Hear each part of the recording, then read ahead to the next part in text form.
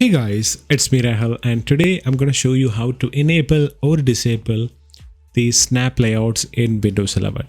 So if you have ever just hovered over the maximize button, there will be something called a snap layout. So which will basically snap your window to any parts of the screen, right?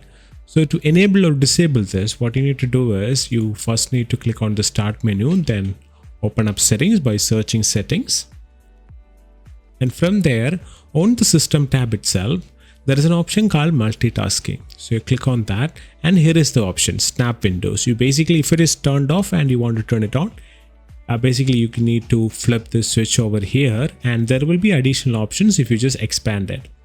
So let's say you want to disable this. Whenever you hover over it, you don't want this to be there. Basically, there is an option called show snap layouts when I hover over a Windows maximize button, and you can just uncheck it and it will no longer happen. But I like this. I like snap layouts. It makes my life pretty easy. So I'll keep it on.